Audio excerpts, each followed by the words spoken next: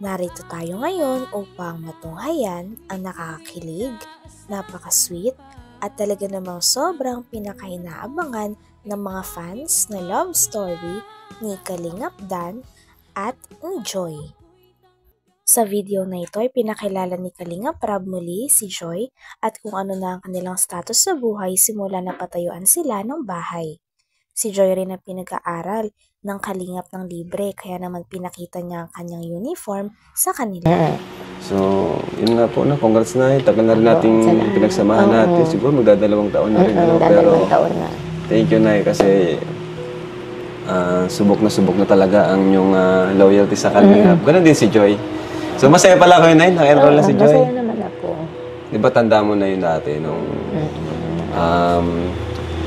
muntik na kayong mahinto siya. Oo, mahinto sa pag-aaral. Mahinto talaga siya noon. Muntik na siyang mahinto. Di ba, Nay? No? Ngayon, magka-college na si Joy. Magka-college na siya.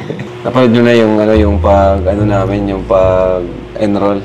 Napanood ko yun. So, ayun na, mga-college na si Joy. Ano yung pagkaramdam? Masaya ako. Ba't po kayo naiiyak kung masaya kayo na? Masaya ako. Pero bago na, kumbaga marami rin nangyari, di ba, Nay? Sa loob ng Kalingap community, marami na din nangyari. Ano po na yung masasabi nyo sa mga nangyayari kay Joy? Siyempre, bilang nanay, no, ngayon lang kita matatanong, may mga nangbabash kay Joy. Ano po yung gusto nyo sabihin? Ito yung time para may pagtanggol niya naman po. Yun na nga. Masakit para sa akin, pero hindi ko na lang pinapansin. Sabi ko, bahala na yung anak ko. Oo, siyempre isang nanay, baga ako masakit sa akin. At nagbabasa talaga ako ng mga comment. Sabi niya nito, alam ko na nakikita niya na minsan, napapansin niya na nagluluha na lang ako. Ay, gano'n? Sabi niya, bakit? Sabi ko, wala nang anak ko. Kailangan, sabi ko, wala anak ko. Sabi ko, niya, nag-iiyak ka. Sabi ko, wala. Hindi ako sa kanya nagsasabi.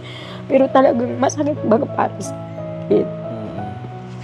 Kaya lang sabi ko sa kanya, huwag ka na akong magbasa. Ako ang may karapatang magbasa, ikaw ay hindi, sabi ko. Kasi kaya naman ako nagbabasa, inisip ko baga. Siyempre gusto ko rin malaman, mamaya meron na palang iniisip na hindi maganda sa anak ko. Wala pa akong alam, kaya nagbabasa ako. Natulo man yung luha ko, pero baliwala.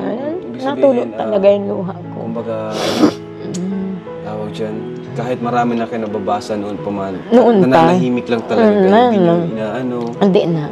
Nung una talagang nasaktan ako, muntik pa nga ako nung ma-hospital kasi hindi na ako nakakatulog. Pero ngayon hindi na. Nagbabasa lang ako. Napatak yung luha ko, pero wala lang. Parang nalipas lang din. Pero ano naman po yung yung komento about sa mga negative comments about kay Joy? Yung iba ba doon, totoo o yung ano? Ay, wala man. Kaya naiyak lang ako kasi ang iniiyak ko. Kasalukuyan nga na in-interview ni Kalingap Rab ang mama ni Joy at si Joy. Palagi raw kasi na tuwing magi-interview si Kalingap Rab ay mama talaga ni Joy ang kanyang nakakausap. Dito nga ay proud na proud ang mama ni Joy kay Joy dahil siya ay nakapagtapos na rin ng senior high school at nag-aaral na sa college. Talagang napakaganda nga at bagay na bagay daw kay Joy ang kanyang uniform na pang-nursing. Dito nga ay nakilala niya rin ang formal si Kalingap Dan. Nabasa man ako. Talagang hindi ko mapigilan na hindi pumatak yung luha ko. Kumbaga, paano nyo nagagawang kumbaga, hindi pansinin yung mga comments?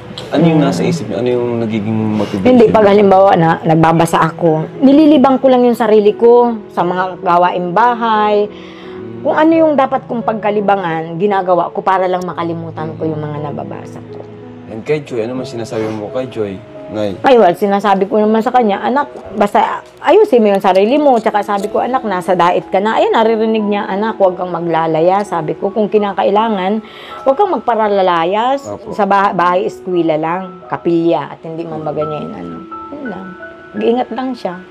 Ayan, so, doon naman po sa mga patuloy, yung iba, halos di naman kumbaga, konti lang naman. Yung iba talaga, parang may lang talaga, may masabi lang or may maggalit lang talaga kay Joy, Ano man yung gusto niyo pong sabihin sa kanila? Ay, ang masasabi ko man lang sa kanila, dahan-dahan lang sila ng pamananalita sa anak ko kasi hindi man nila lubusang kilala yung anak ko. Baga, bahala sila kung yun ang kung yung baga ang pagkaakala nila sa anak ko.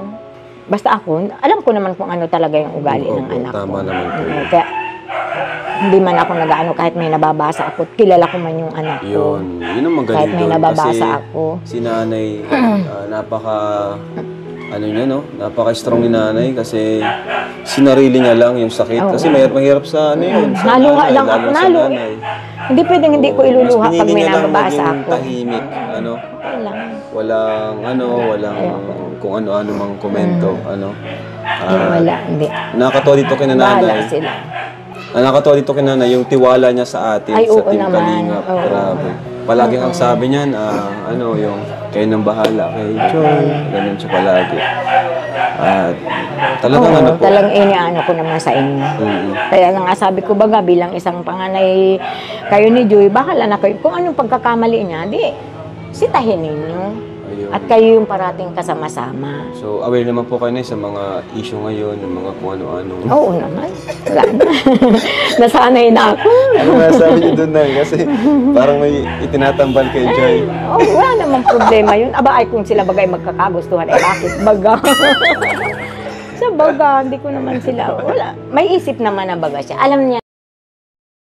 Dito nga'y pinag-usapan nilang pinagdaanan ng mama ni Ate Joy habang sila ay pinapalaki dahil ang mama nga ni Joy ay single mom. Tatlo rin sila na magkakapatid na pinalaki ng kanilang mama kaya naman sobrang naiintindihan ni Kalinga Prab ang hirap sa buhay na nararanasan ni Joy at ng kanyang pamilya. Ngunit ngayon ay mas masaya na nga sila dahil guminhawa na kahit Sa pangaral sa kanya. Tama. Hanggang ngayon. Ang galing ni nanay. Grabe si nanay. Napaka-mature din nanay talaga, no? Kahit yung panganay niya nga ay ganun pa rin ako dun sa panganay ko. Pag alam kong mali yung ginagawa, talagang sinisita ko siya kahit may asawa na. Isipin nyo na yun. Isipin nyo makalingap ng si nanay talagang single lang siya, single mom. Wala na po siyang asawa. Matagal na, nanay. At siya nagpalaki sa kanyang 3 anak na babae. Mahirap po yun, di ba? Yung wala kang katuwang. Di Kaya ba? nga yung sinasabi Nay, wala ko, kang katuwang. wala, ako kang lang. kausap. Kung ano ba Kung ano yung problema Oo, namin, yan. kami lang mag-irina pag halimbawa may problema ako, pag umuwi ito, di nag-uusap-usap kami mag-irina kung ano yung dapat namin gawin. Kami lang. Simula't simula naman na. Pag may problema kami lang mag-irina ang nag-uurusap-usap. Yun lang naman po kasi yun nga, tagal din namin kayo hindi na kumusta po. At si Joy naman palagi din naman nandun sa daet, di ba? Buti nga po na pinapayagan niyo po si Joy pag sinasama namin. Ay, oo naman. Oo naman. Payag naman ako. Kahit saan, sabi ko naman sa kanya. Saka magtiwala ka lang naman sa Oo, amin. yun lang Hindi naman ang pababayaan anak ko. si Ay, Joy. oo. Matagal na Lahat naman po simula. sila. Oo, di Saka ba? sabi ko Tagal sa kanya, na. anak, kung ano yung gusto ni Kuya Rab, sundin mo kasi hindi ka naman nila ilalagay sa Oo. sabi ko sa Hindi kanya. naman Sige lang, namin anak ko. pababayaan si Joy talaga. Hindi naman pababayaan si Joy. Mas lalo na, napatunayan natin lalo ngayon kung gaano si Joy ka-loyal sa Kalingap. Di ba? Wala ka maririnig sa kanya na negative Ay, about wala. sa Kalingap po. Minsan nga ako pa ang sinisita niyan. Huwag ka na kasi mamang magparabasa kasi. Oo, inaanuhan ako niyan. Kasi nakikita niya talaga na minsan, nagugulat siya, Mama, ano nangyari sa'yo? Ba't nagluluwa ka na naman? Sabi ko, wala lang anak ko. Huwag mo akong pansinin. Pero alam niya, nagbabasa ako ng nagsiselfone. Wala kang libangan na rin. Tigilan mo na nga yan, Mama. Ganyan lang siya. Ay, sabi ko, ako magbabasa. Di, huwag kang magbasa kung gusto mo. Ako lang. Nay, Ay, gusto ko bang ng formal sorry sa'yo sa personal dahil yun, sa nangyari po sa mga bashing kay Joy, sobrang dami po na nadamay po talaga si Joy. Kaya pasensya na po, pati po kayo naapektuhan. Siyempre, di ba nanay po kayo talaga. Masakit po talaga din na mabasa niyo po yung mga kung ano-ano po about kay Joy na hindi naman po totoo.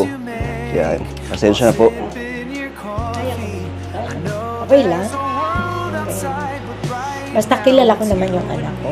Kahit anong sabihin nila sa anak ko at kilala ko yung anak ko at hindi man nila nakakasama yung anak ko. Hanggang dito na lamang muna ang ating nakakilig, napaka-sweet at talaga namang sobrang pinakainahabangan na love story ni Kalingap Dan at ni Joy.